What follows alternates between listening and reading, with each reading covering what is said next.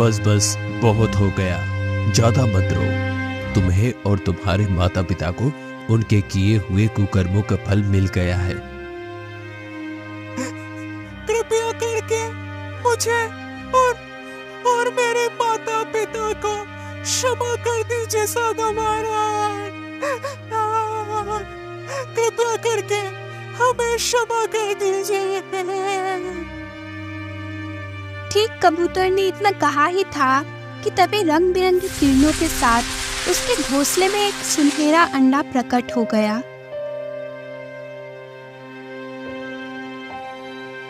तुम्हें इस जादुई अंडे की हिफाजत करनी है। ये कोई साधारण अंडा नहीं है, बल्कि ये जादुई अंडा धरती में छिपे खजाने का पता बता सकता है और किसी भी रहस्यमय बीमारी को ठीक कर सकता है। कुछ समय बाद एक बूढ़ा आदमी यहां आएगा जो रो रहा होगा। तुम इस अंडे को उस बूढ़े को दे देना। इतना बोलकर साधु उस कबूतर के कान में कुछ बताने लगा और अचानक वहां से गायब हो गया।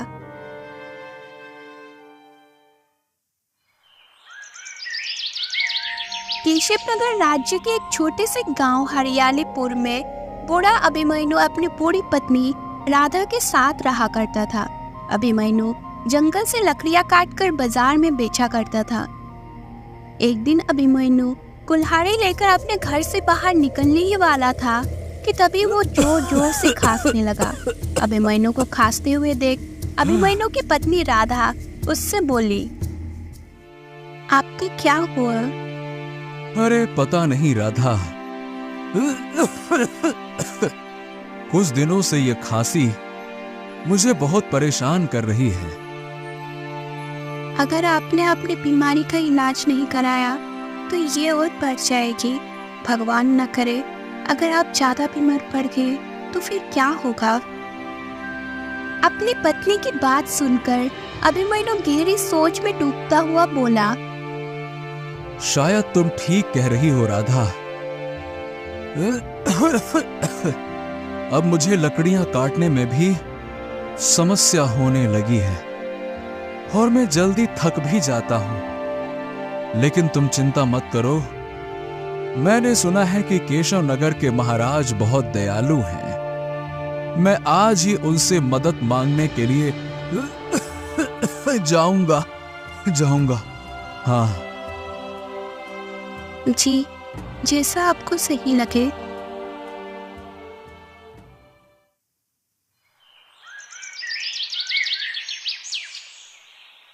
अगले दिन अभिमन्यु केशवनगर राज्य के राजमहल के अंदर पहुंच गया और केशवनगर के राजा विक्रम की ओर अपनी सारी परेशानी बताते हुए बोला,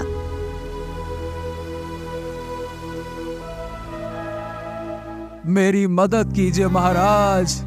मुझे अपनी बीमारी के इलाज करने के लिए कुछ धन की आवश्यकता है। मदद कीजिए महाराज।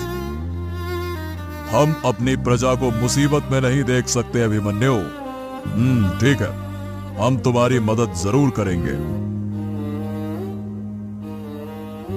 इतना बोलकर राजा विक्रम ने 100 स्वर्ण मुद्राओं की एक पोटली अभिमन्यु को दे दी। जाओ और अपनी बीमारी का इलाज कराओ, जाओ।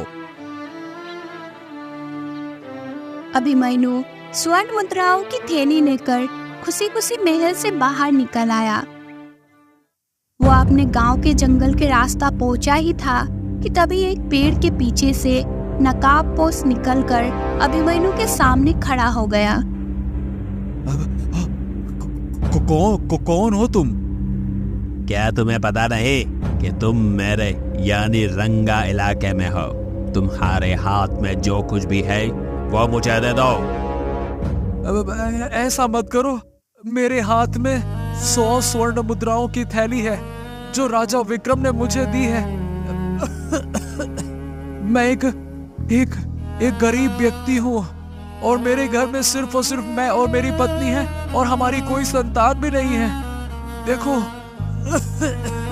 मैं कुछ दिनों से बीमार चल रहा हूँ और बीमार होने की वजह से मैं कोई काम काज नहीं कर पा रहा हूँ। इसी कारण से मदद मांगने के लिए राजा विक्रम के पास गया था, तो उन्होंने मुझे ये दिया।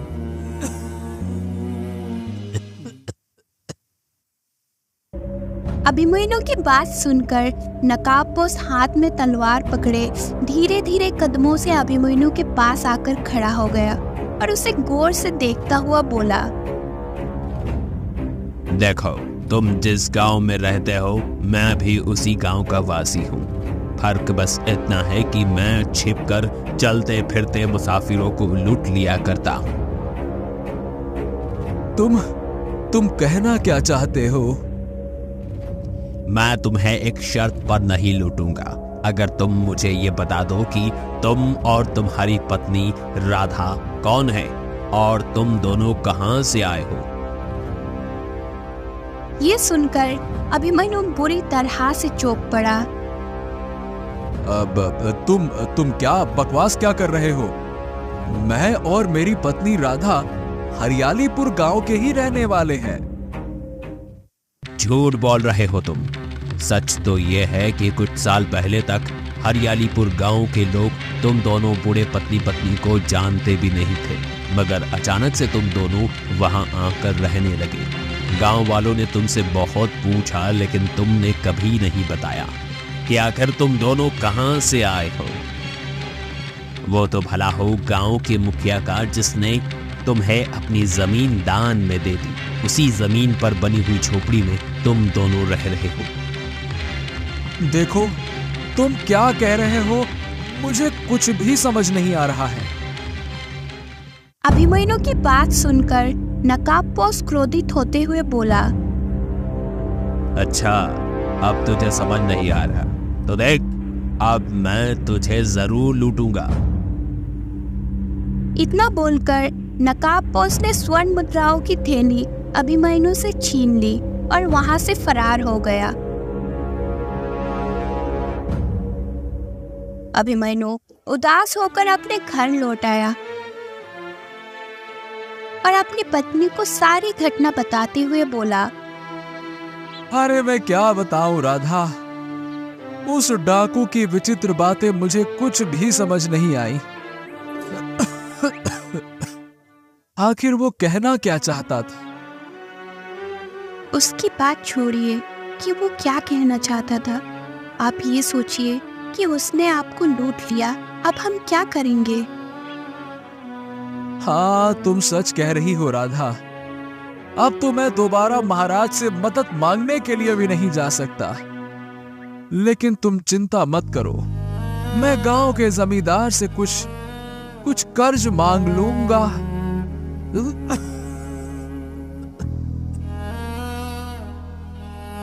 अभिमन्यु सीधा जमींदार के घर पर पहुंच गया। बूढ़ा अभिमन्यु को देखकर जमींदार मुस्कुराते हुए बोला, क्या बात है अभिमन्यु, तुम इस वक्त और यहाँ मेरी हवेली में क्या कर रहे हो? जमींदार, हाथ जोड़ के निवेदन है, मुझे थोड़े सी धन की आवश्यकता है। मैं बहुत जल्दी आपको लौटा दूंगा, बस आप दे दो। ठीक है अभिमन्यु, परंतु एक बात याद रखना, मैं कर्ज ब्याज सहित देता हूँ। जब तुम्हारा कर्ज लौटाने का समय आएगा तब मैं अपना कर्ज ब्याज सहित लूंगा। जी जमींदार साहब, मुझे सब मंजूर है। पूरी बात तो सुन लो अभिमन्यु, अगर तुम मेरा कर्ज ब्याज सहित नहीं लौटा पाए तो मैं तुम्हारी झोपड़ी में कब्जा कर लूंगा और तुम दोनों पति पत्नी को धक्के देकर बाहर निकाल दूंगा। फिर झोपड़ी को बेचकर अपना कर्ज ब्याज सहित वसूल कर लूंगा।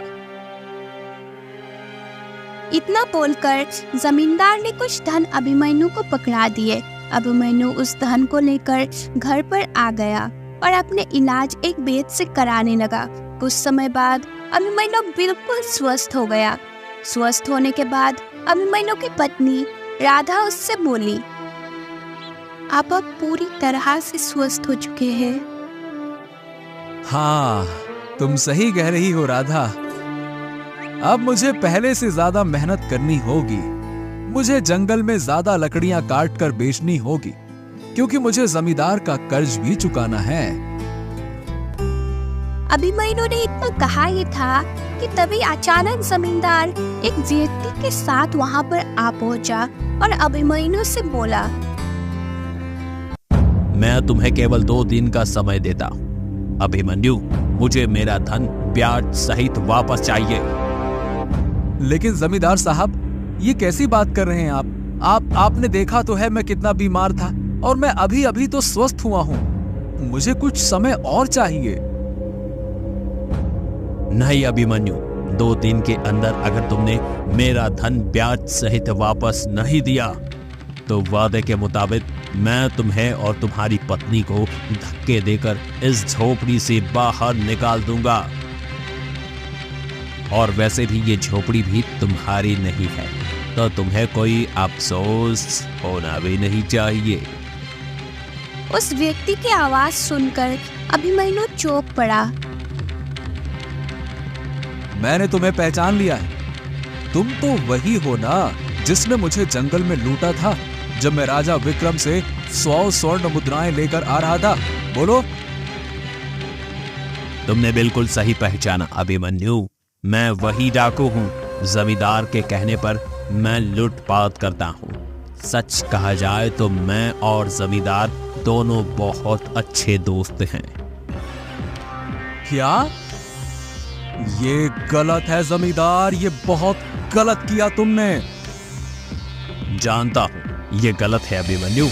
अब मुझे पता लगा कि तुम राजा विक्रम से मदद मांगने के लिए गए हो। मैंने तभी रंगा को तुम्हारे पीछे लगा दिया। अगर मैं ऐसा नहीं करता तो तुम मुझसे कर्ज मांगने कैसे आते, और अगर मैं तुम्हें कर्ज नहीं देता तो इस झोपड़ी पर मैं कब्जा कैसे करता। आखिर झोपड़ी को हमसे छीन कर तुम्हें क्या मिलेगा जमींदार? तुम्हारे पास तो बहुत बड़ी हवेली है और बहुत सारा धन है, फिर तुम हमारे पीछे क्यों पड़े हुए हो? तुम इस बात से कोई लेना देना नहीं कि मुझे इस झोपड़ी को तुमसे छीनकर क्या मिलेगा। मुझे क्या मिलेगा ये मैं अच्छी तरह से जानता हूं। मेरे शब्दों को ध्यान से सुनो। मैं तुम्हें केवल 2 दिन का समय देता हूं। इतना बोलकर जमींदार उस व्यक्ति के साथ वहां से चला गया। जमींदार के जाते ही राधा फूट फूट कर रोने लगी।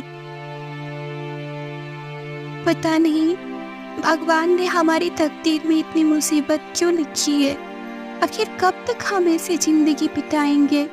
मुझसे अब ये जिंदगी जिया नहीं जाता। आखिर कौन सा पाप हमने किया था जो आज ये सब देखना पड़ रहा है। धीरज रखो राधा, धीरज रखो। ऊपर वाला है हमारे साथ, एक दिन सब ठीक कर देगा। हाँ, आप सही बोल रहे हैं। धीरज रखने के अलावा और हम कर भी क्या सकते हैं।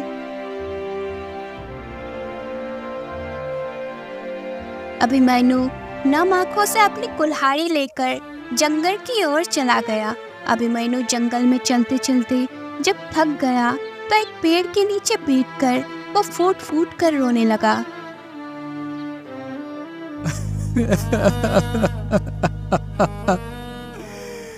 अरे मैं 2 दिन में जमींदार का धन कैसे वापस करूंगा भगवान, ये क्या हो रहा है।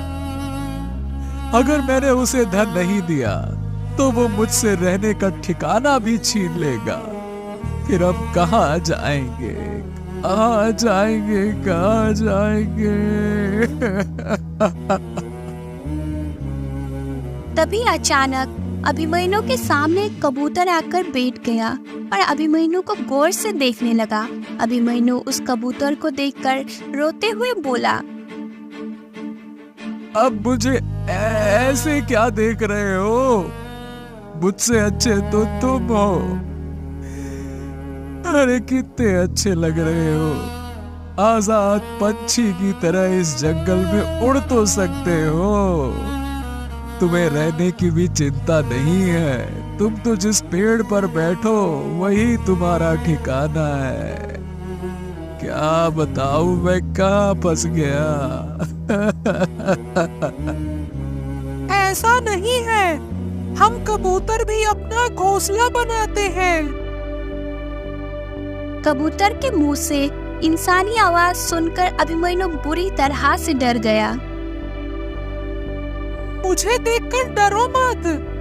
जब मैंने तुम्हें रोते हुए देखा तो मैं यहाँ पर आ गया।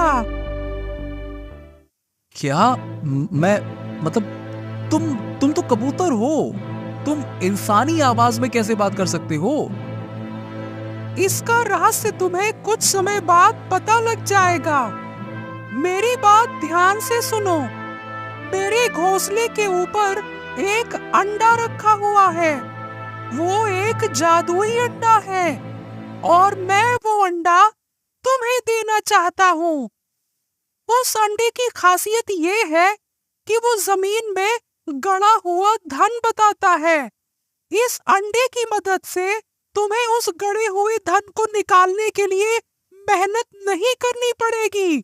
तुम्हें केवल अंडे को गड़े हुए धन के स्थान पर रखना होगा और धन स्वयं वहां से निकल आएगा। मगर एक बात याद रखना, तुम्हें इस अंडे की अपनी जान से भी ज्यादा हिफाजत करनी होगी। चाहे कोई भी कितनी भी मिन्नतें करके तुमसे ये अंडा क्यों ना मांगे, तुम उसे ये अंडा नहीं दोगे। अगर तुमने ऐसा किया तो तुम और तुम्हारी पत्नी उसी समय मर जाओगे। समझे? मर जाओगे, ध्यान रखना। इतना बोलकर कबूतर उड़ते हुए अपने घोंसले पर बैठ गया। अभिमन्यु ने देखा कि उसके घोंसले में एक अंडा रखा हुआ था जो सुनहरी किरणों से चमक रहा था। अभिमन्यु उस अंडे को लेकर अपने घर आ गया और सारी घटना अपनी पत्नी को बताते हुए बोला, देखो राधा, अब हमें और परेशान होने की जरूरत नहीं है। लगता है भगवान ने हमारी मदद की है। अब हमें रात का इंतजार करना चाहिए। देखते हैं कि अंडा हमें क्या बताता है।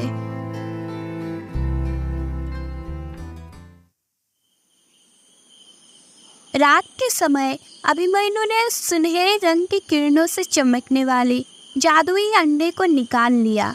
अचानक उस अंडे के अंदर से आवाज आई, जिस स्थान पर तुम बैठे हो वहां पर बहुत पुराने राजा का धन गड़ा हुआ है।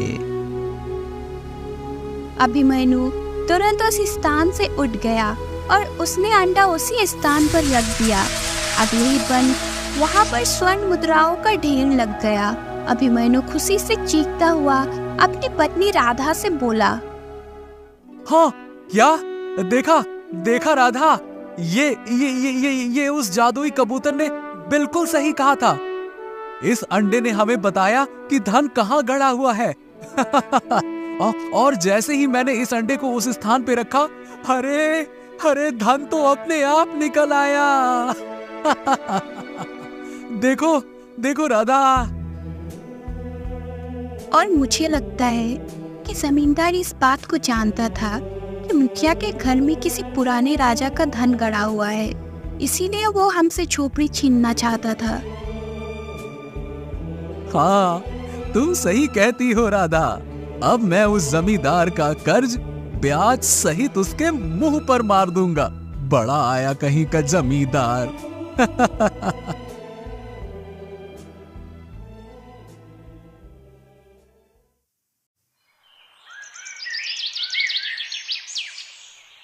अगले दिन अभिमन्यु जमींदार की हवेली पर चला गया और उसे धन पकड़ाते हुए बोला, अरे ओ जमींदार साहब, ये लो तुम्हारा धन और ब्याज दोनों मैंने वापस कर दिया, रखो। लेकिन तुम्हारे पास इतना सारा धन आया कहां से? तो जरा कान खोलकर सुनो जमींदार साहब, तुम्हें इससे कोई मतलब नहीं कि मेरे पास इतना सारा धन कहां से आया। जो कर्जा मैंने तुमसे लिया था वो मैंने तुम्हें वापस लौटा दिया। बस बात खत्म। इतना बोलकर अभिमन्यु वहां से चला गया। तभी वहां पर जमींदार का साथी डाकू रंगा आ पहुंचा। रंगा, मुझे लगता है कि अभिमन्यु के हाथ झोपड़ी में गड़ा हुआ खजाना लग गया है, वरना उसके पास इतना धन कहां से आ सकता है। लेकिन आप तो कह रहे थे कि इस खजाने के बारे में केवल आप ही जानते थे। यही तो मैं सोच रहा हूं कि उस खजाने के बारे में केवल मैं ही जानता था, लेकिन मैंने इसीलिए मुखिया से कई दफा झोपड़ी खरीदने की बात की थी, लेकिन मुखिया ने मना कर दिया। बाद में मैंने मुखिया से भी हिस्सेदार बनने के लिए कहा था, मगर मुखिया ने अपनी झोपड़ी में खजाने होने की बात से इनकार कर दिया और उसके कुछ कहने के बाद मुखिया ने अभिमन्यु को झोपड़ी दान में दे दी और स्वर्ग सिधार गया। रंगा, तुम अभिमन्यु के ऊपर नजर रखो, जरूर कुछ न कुछ गड़बड़ है।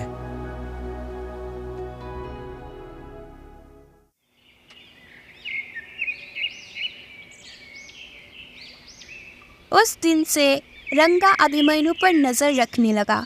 अभिमन्यु कुछ दिनों में अपने गांव का सबसे धनवान व्यक्ति बन गया। वह गांव के सभी गरीब व्यक्तियों की हाथ खोलकर मदद करने लगा।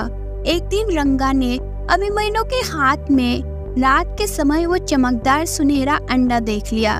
रंगा आश्चर्य से अपने आप से बोला, ये तो देखने में एक चमत्कारी अंडा लगता है। मुझे तुरंत जमींदार को इस बात की सूचना देनी चाहिए। रंगा तुरंत जमींदार के पास जाकर उसे सारी घटना बताने लगा। वो जरूर कोई जादुई अंडा होगा और उसने शायद उस जादुई अंडे के सहारे झोपड़ी में गड़ा हुआ धन निकाला है। तो फिर देर किस बात की, हम इस अंडे को छीन लेते हैं। ऐसी गलती मत करना रंगा, पता नहीं वो जादुई अंडा कहां से लेकर आया है। देखो, हमारे हाथों से झोपड़ी में गड़ा हुआ धन तो निकल गया, लेकिन मैं अभिमन्यु को भी सुखी नहीं रहने दूंगा।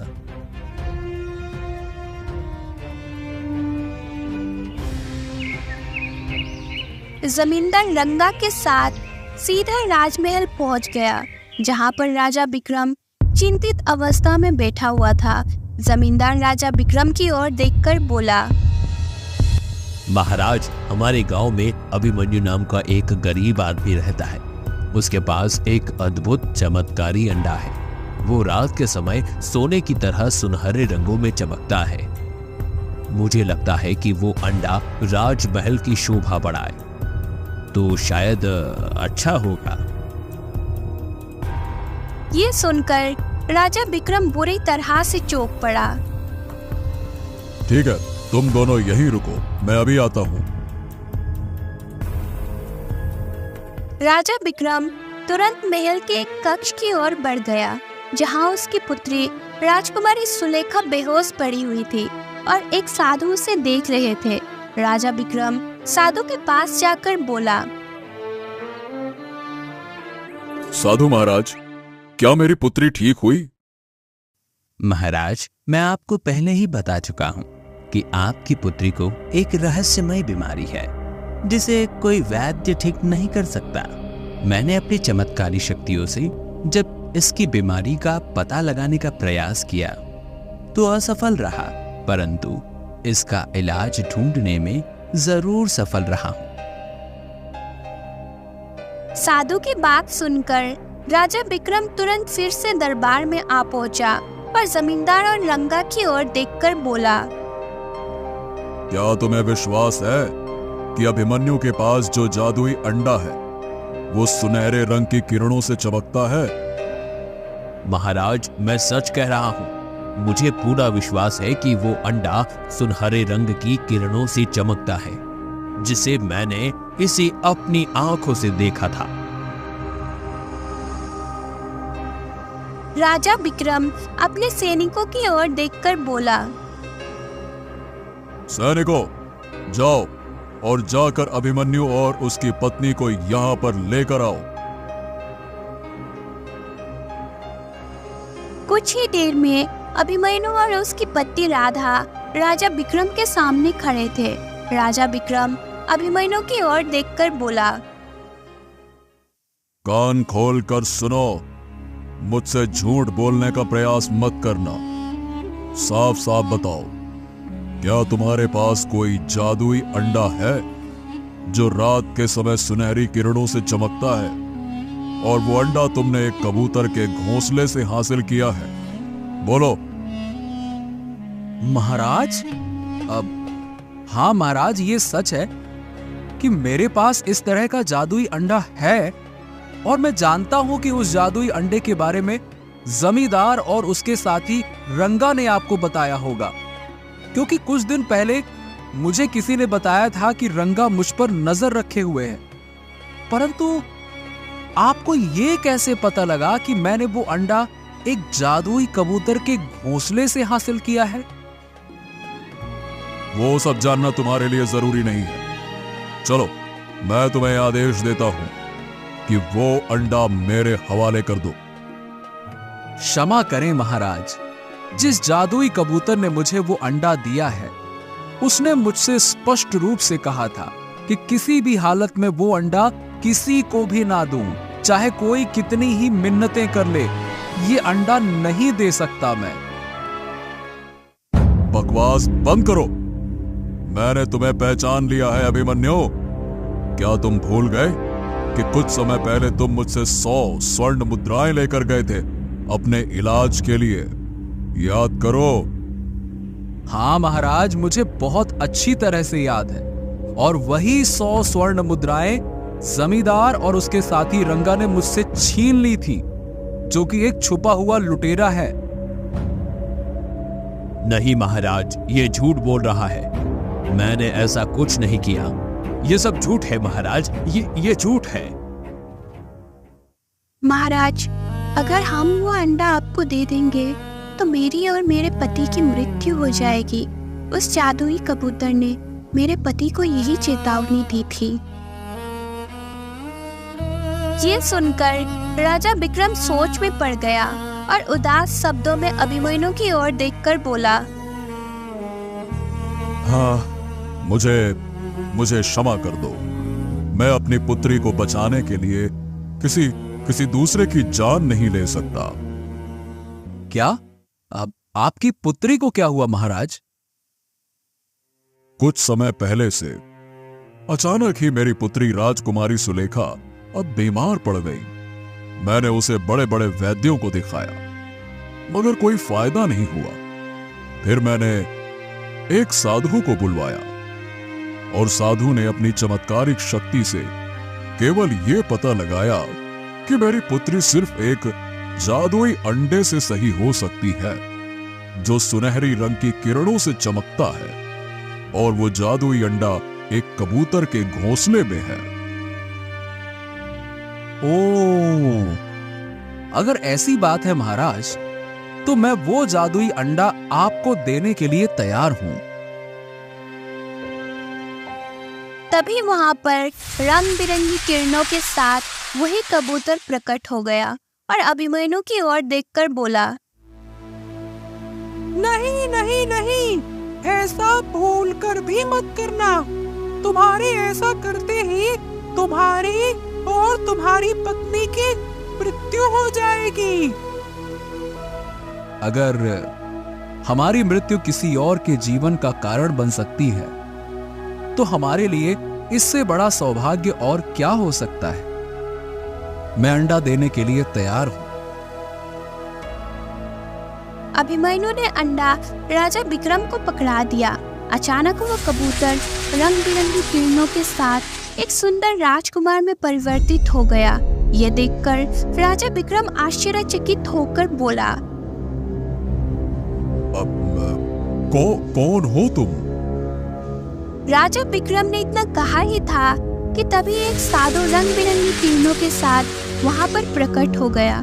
साधु को देखकर अभिमन्यु चौंकता हुआ बोला, पता नहीं क्यों मुझे ऐसा लगता है जैसे मैंने आपको कहीं देखा है। तुम्हारे सामने जो सुंदर राजकुमार दिखाई दे रहा है, वो तुम्हारा पुत्र है। साधु महाराज, मेरी तो कोई संतान ही नहीं है। नहीं, तुम कोई गरीब नहीं हो, बल्कि नदियापुर राज्य के राजा अभिमन्यु हो। कुछ वर्षों पहले तुम बहुत ही घमंडी थे, और तुम्हारी पत्नी भी। यहाँ तक कि तुम्हारा पुत्र राजकुमार अशोक भी एक बहुत ही घमंडी राजकुमार था, जो कि इस समय तुम्हारे सामने खड़ा है। तुम्हारे अत्याचार से प्रजा तुमसे बहुत दुखी थी। जब मैंने तुम्हें अत्याचार करने के लिए मना किया तो तुमने साफ इनकार कर दिया। क्रोधवश आकर मैंने तुम्हें श्राप दे दिया और तुम दोनों एक बूढ़े और बूढ़ी में परिवर्तित हो गए और अपनी याददाश्त भूलकर हरियालीपुर गांव में बस गए। मैंने तुम्हारे पुत्र राजकुमार को भी एक कबूतर में परिवर्तित कर दिया। राजकुमार मेरे सामने बहुत रोया। मुझे राजकुमार पर तरस आ गया। मैंने राजकुमार को एक जादुई अंडा दिया और उसके कान में कहा कि कुछ समय बाद एक बूढ़ा तुम्हें मिलेगा, तुम इस अंडे को उसको दे देना। वो बूढ़ा तुम्हारा पिता होगा। और ऐसा ही हुआ। अगर तुम राजा विक्रम को अंडा देने से मना कर देते तो तुम जीवन भर श्रापित रहते और तुम्हारा पुत्र कबूतर के रूप में ही रहता। मगर तुमने और तुम्हारी पत्नी ने अपनी जान की परवाह किए बगैर वो अंडा राजा विक्रम को दे दिया, जिसकी वजह से उनकी पुत्री की जान बच सकती है। अचानक अभिमन्यु और अभिमन्यु की बूढ़ी पत्नी राधा सुंदर राजा और रानी में परिवर्तित हो गए और साधु वहां से गायब हो गया। राजकुमार अशोक अपने राज्य चला गया और राजा विक्रम ने जमींदार और रंगा को हमेशा के लिए कारागार में डाल दिया और उस जादुई अंडे की मदद से उसकी पुत्री स्वस्थ हो गई।